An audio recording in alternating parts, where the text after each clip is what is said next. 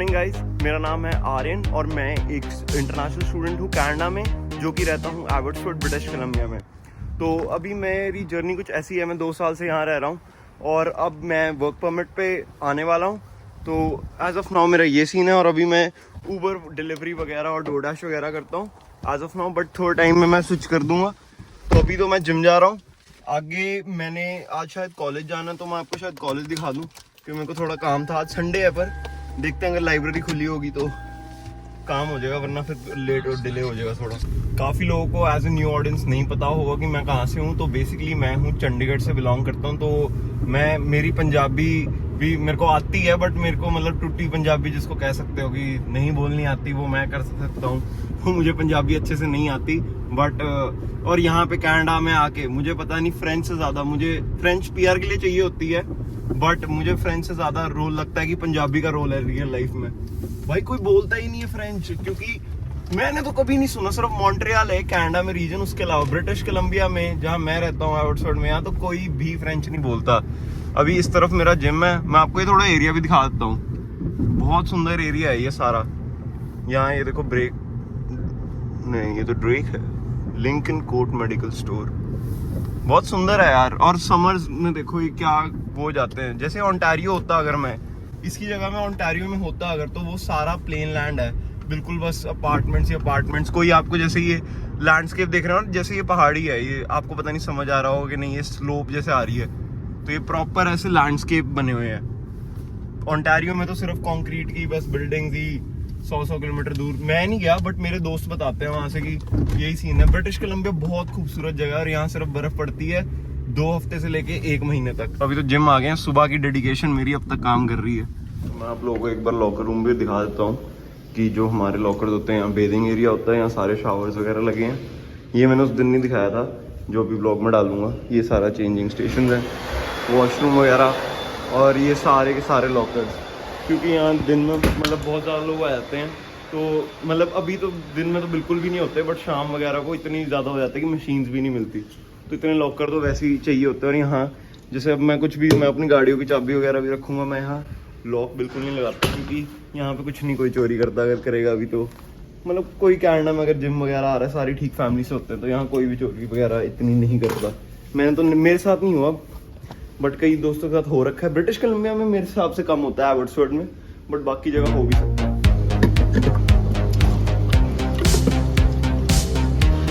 India के gym में ये भी नहीं होती। इंडिया के जिम में मैंने देखा कि ये नहीं होता, वाटर प्यूरिफायर्स ही लगाए होते हैं, चाहे अच्छे जिम्स भी हो, उसमें वो कूलर सा पड़ा होता है। यहाँ पे प्रॉपर हर जगह ही मॉल्स वगैरह सब में ऐसी मशीन ये 2 होती हैं, 2 पार्ट्स में ऐसे पड़े हो।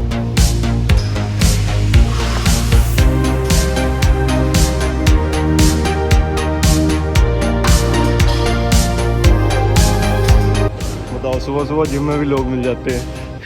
इसका नाम ये कुशागर है। क्या हाल है? इसका नाम कुशागर है। ये भी मेरे साथ बैच में ही था। मेरा जो यूएफसी का बैच था जिसमें रिशान था, वो भी ये भी मेरे साथ ही है। अब ये सुबह आ गया 5 बजे, ये तो सोया ही नहीं है। मैं फिर भी 8 बजे अभी 8 बज रहे हो। हाँ आज 5 नहीं, आज तो संडे है ना, संडे को जिम लेट शुरू होता है। भाई मार रहा है बैक बाय, मैं मार रहा हूँ लेग शोल्डर। अभी तो थोड़ी देर में यार अभी घर जाते हैं। मैंने तो ब्रेकफास्ट भी करना है, वरना अब तक ना सुस्ती आ रही है अभी तक। इसको तो पता नहीं है, चर्चीज खा के आया है। इसको कहाँ सुस्ती आएगी।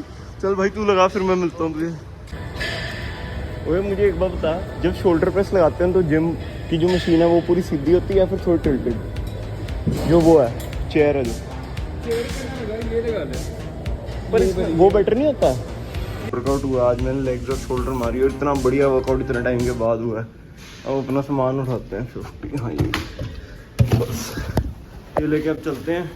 अब मैं नहाना और जल्दी से काम पे निकलूंगा, और ना लेट हो जाऊंगा। आज मैं फिर जल्दी सोने का ट्राई, भाई वो बेस्ट रहता है यार, इतने दिन में सुबह इतना कुछ कर सकते हो। चलो अब चलते हैं, आपको शाम को मिलते हैं। ये रियलाइज़ किया कि काफ़ी लोग होंगे जो कि अभी कनाडा के बारे में जिन्होंने छोड़ दिया जब से ये हुआ है कि पब्लिक कॉलेजेस को सिर्फ वर्क परमिट मिलेगा, डिप्लोमा होल्डर्स को काफ़ियों को नहीं मिलेगा कुछ प्रोविंसेस में। तो ऐसी चीज़ें जब से हुई हैं, तो ये लोगों के मन में भी क्वेश्चन होगा कि क्या अभी कनाडा आना चाहिए। तो मेरे हिसाब से अभी इस टाइम पे करंटली मेरे पास अभी कोई वाइट कॉलर या प्रॉपर कोई जॉब नहीं है, मेरे एक और दोस्त है कुशागर के पास भी नहीं है, रिशांत वगैरह, क्योंकि हम सबकी डिग्रीज हो गई हैं तो हम लोग वाइट कॉलर जॉब ढूंढ रहे हैं। तो काफ़ी मेरे और दोस्तों के पास भी नहीं है। तो जो ये टाइम है, और जब हम पार्ट टाइम जॉब्स भी ढूंढ रहे थे तो हमें मिल नहीं रही थी। तो अभी आपको कनाडा मेरे हिसाब से अभी थोड़ी देर रुक के आना चाहिए, और अगर आप आना अभी चाहते हो तो आपको डिग्री ही करनी चाहिए, नॉट अ डिप्लोमा, क्योंकि डिप्लोमा हमें डिग्री होल्डर्स को आज की डेट में जॉब नहीं मिल रही है। तो डिप्लोमा वगैरह आप किसी फील्ड में करते हो, या तो आपकी फील्ड ऐसी हो जैसे हेल्थ, वेलबींग, आप अगर हॉस्पिटल में एम्प्लॉयड हो, आप कुछ और जैसे ट्रकिंग कर रहे हो, वैसी जो चीज़ें हैं उनमें क्योंकि बहुत डिमांड है, क्योंकि जैसे जैसे लोग बढ़ते हैं, सप्लाई चेन बढ़ता है, और ट्रकिंग बिजनेस बढ़ रहा है, हेल्थ केयर ऑब्वियसली वो तो ग्रोइंग इंडस्ट्री है ही है।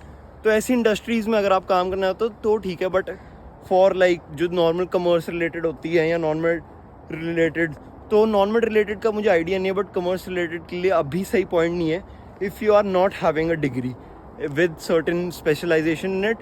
तो स्पेशलाइजेशन भी काफ़ी तरह की होती है, उसके लिए अगले व्लॉग में बात करेंगे, उसके लिए मैं डेप्थ में जाऊँगा, क्योंकि कनाडा पे बहुत बड़े क्वेश्चंस हैं लोगों के, जो कि मैं चाहता हूँ कि मैं इस चैनल के थ्रू क्लियर करूँ।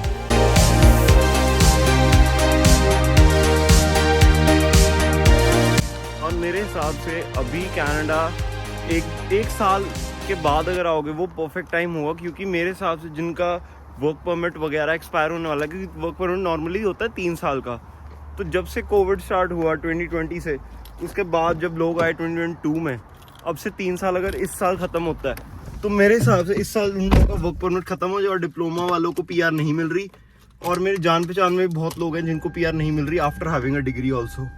तो वो लोग वापस जाएंगे तो जॉब्स क्रिएट होंगी मार्केट में। तो इसलिए मेरे हिसाब से थोड़ा वेट करके आना चाहिए। अगर आप आ रहे हो तो आपको पेशेंस रखनी चाहिए जॉब ढूंढने के लिए। ये नहीं करना चाहिए कि मुझे अभी मिल जाए, बट रुक के आराम से हर चीज़ अप्लाई करनी चाहिए।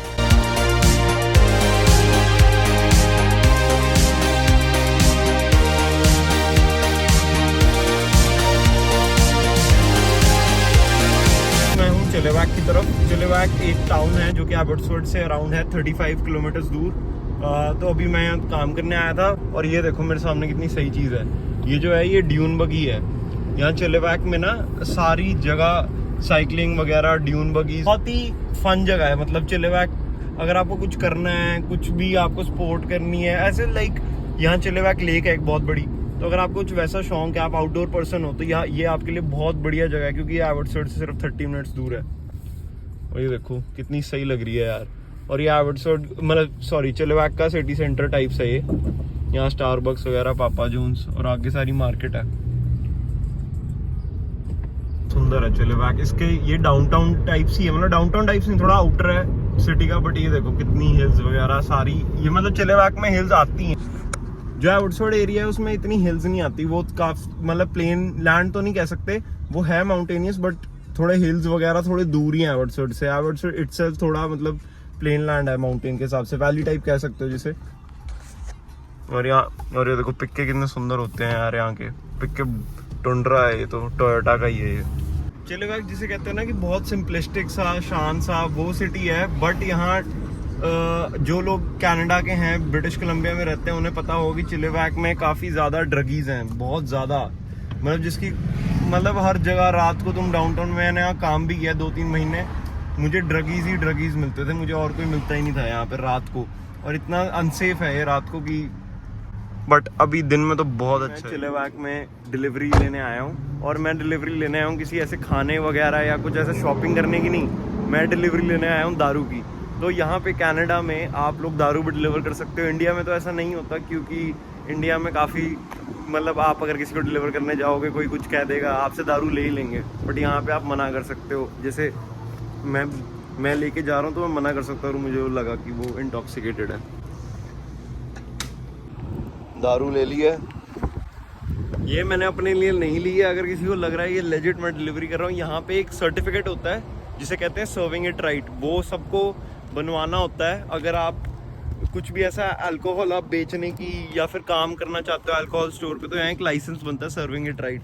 बहुत आसान सा होता है, 6 घंटे का कुछ का होता है, और $30 कुछ फीस होती है। तो अगर लोग चाहते हो कि अगर तुम लिकर स्टोर्स वगैरह किसी पे काम करना चाहते हो तो ये लाइसेंस ज़रूर लेना। इससे तुम्हारी बहुत हेल्प हो जाएगी और तुम डिलीवरीज वगैरह में भी अगर ये डाल दो तो तुम दारू वगैरह डिलीवर कर सकते हो। अब एक चीज़ होती है, ये जो ये स्पीड है, ये वेरिएबल स्पीड है, ये चेंज होती रहती है। जैसे ही अगर हाईवे पे अगर रश ज़्यादा हो जाता है तो फिर ये स्पीड कम हो जाती है। ये स्पीड कभी बढ़ेगी नहीं 100 किलोमीटर/आवर से, बट ये कम ज़रूर हो सकती है अगर यहाँ पे बहुत ज़्यादा रश हो जाए। तो इसलिए ये ऐसे साइन बोर्ड्स रहते हैं हाईवेज पे। जैसे ये देखो, यहाँ पे भी है, इस तरफ भी है रोड की।